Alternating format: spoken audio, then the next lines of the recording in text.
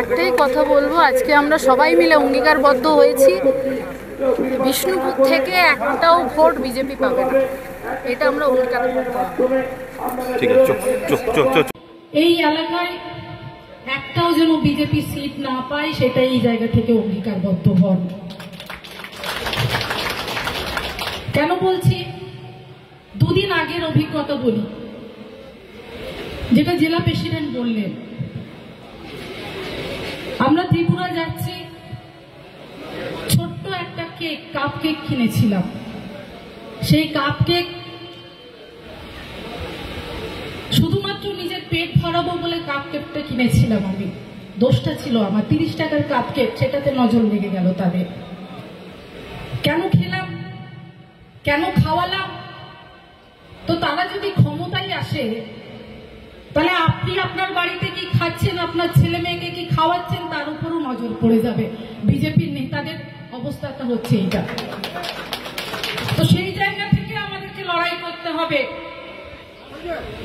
বিজেপির নেতারা বড় বড় কথা বলে, বড় বড় ভাষণ দেয়। আপনাকে আমি জানাই যে বীরবা হাসদা, যিনি আদিবাসী সমাজ থেকে একজন মন্ত্রী হয়ে উঠে এসেছেন, অবশ্যই তাকে আমরা সাধুবাদ জানাই, ধন্যবাদ জানাই এবং তার শুভেচ্ছা কামনা করি।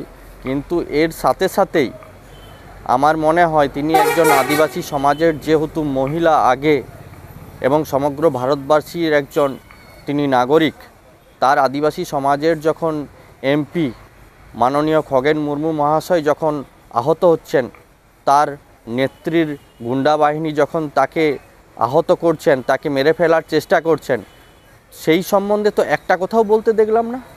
তার সমাজ নিয়ে তো একটা কথাও বলতে দেখলাম না। একজন এমপি মরণাপন্ন অবস্থায় হসপিটালে লড়ছেন, আর উনি সেলিব্রেট করছেন ত্রিপুরাতে গিয়ে। এর জন্য ধিক্কার জানাই তাকে।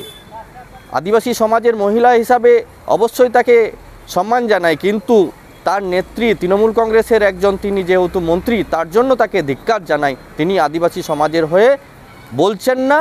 ভারতবর্ষের তিনিও একজন যেহেতু মিনিস্টার এবং তারই কলিগ মনে করি আমি খগেন মুর্মু, তার সম্বন্ধেও তিনি একটা কথা বলছেন নাই। খগেন মুর্মু একজন তৃণমূল কংগ্রেসের মনোনীত নয়, he is a elected person by the people. তো সেই সম্বন্ধেও একটা কথা বলছেন না, তার জন্য আমি বীরবা হাসদাকে ধিক্কার জানাই। জেলা সভাপতির কথা বাদ দেন, আগে তাকে বলুন তার গোষ্ঠীগুলো সামালতে। তৃণমূল কংগ্রেসের এক একটা জায়গায় 4-5টা করে গোষ্ঠী, তাকে তো জেলা প্রেসিডেন্ট করা হয়েছে, একবারও বলল না যে আমাদের এলাকায় উন্নয়ন, আমাদের এলাকায় কি করলে ভালো হয়। তিনি শুধু গোষ্ঠী সামালছেন। এখন তাকে দায়িত্বই দেওয়া হয়েছে গোষ্ঠী সামলানোর জন্য। তৃণমূল কংগ্রেসের এক একটা জায়গায় 5 থেকে 6টা করে গোষ্ঠী, সেই গোষ্ঠীগুলো আগে তার দিকে ধ্যান দিতে বলুন, তারপরে তিনি কথা বলবেন। আমার নাম স্বরূপ ঘোষ, ভারতীয় জনতা পার্টির একজন কার্যকর্তা।